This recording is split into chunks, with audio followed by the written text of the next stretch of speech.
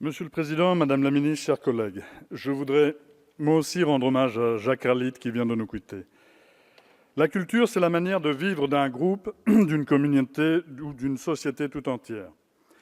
C'est là encore que le capitalisme débridé, débarrassé de toute considération humaniste et sociale, voit l'occasion d'imprimer sa conception néolibérale du fonctionnement de nos sociétés. Pour cela, le véhicule idéal pour légitimer et moraliser ce qui doit être et advenir, c'est le mécénat. Dans la lignée du prêt à consommer, l'on nous propose le prêt à penser.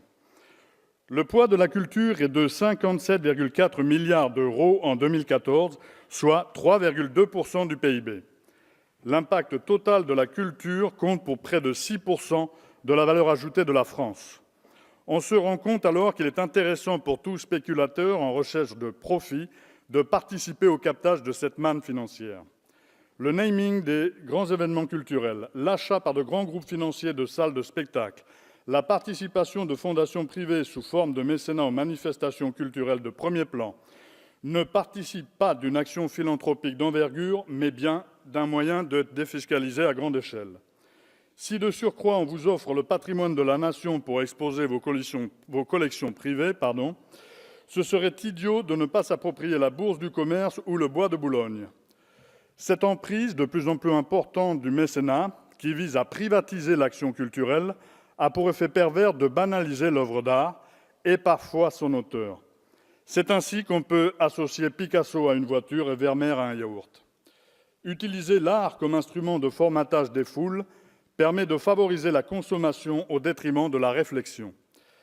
Ajoutez à cela le dogme de l'austérité initié par l'Union européenne, qui permet à l'État français de justifier son désengagement dans les affaires culturelles du pays, et vous saurez pourquoi la culture est devenue la variable d'ajustement des budgets des politiques publiques. C'est alors une opportunité formidable pour le mécénat privé, qui s'enorgueillit de sauver le patrimoine culturel français, matériel ou immatériel. On peut alors justifier les orientations des programmations des grands festivals et, pourquoi pas, exposer les valises de Vuitton au Grand Palais. Par contre, l'action culturelle territoriale, elle, pas assez rentable, ne pâtit que des baisses de subsides qu'elle reçoit de l'État ou des collectivités, sans bénéficier d'un mécénat quelconque. Voilà encore une incidence perverse de ce désengagement, le déséquilibre culturel territorial qui confine au désert culturel dans certaines contrées de notre pays. Ce foisonnement des actions culturelles que le monde entier nous envie encore aujourd'hui est basé sur l'implication citoyenne et notamment sur la diversité des acteurs qui créent et diffusent leurs œuvres. C'est là l'autre variable d'ajustement que le système capitaliste privilégie depuis sa création, l'humain. Ici, nous parlons du contrat aidé supprimé, de l'intermittent du spectacle qui voit son régime spécifique attaqué depuis plus de 20 ans, ou du contrat précaire chez France Télévisions notamment. Comme il est dommage d'oublier les travaux du Conseil national de la Résistance, notamment ceux de Christiane Faure, qui proposait un ministère de l'éducation populaire en parallèle à l'action culturelle.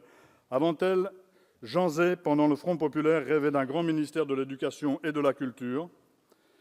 L'action culturelle doit permettre à chacun d'accéder à la possibilité et au droit de manifester son existence, sa créativité, ses sentiments et sa pensée, et d'avoir la capacité de pouvoir les partager avec le plus grand nombre. Il s'agit là de promouvoir effectivement le bien commun. L'action culturelle participe de l'émancipation de notre peuple. Elle est l'antidote absolu aux obscurantismes, qu'ils soient religieux ou politiques. Un peuple cultivé est un peuple libre. Merci, mon cher collègue.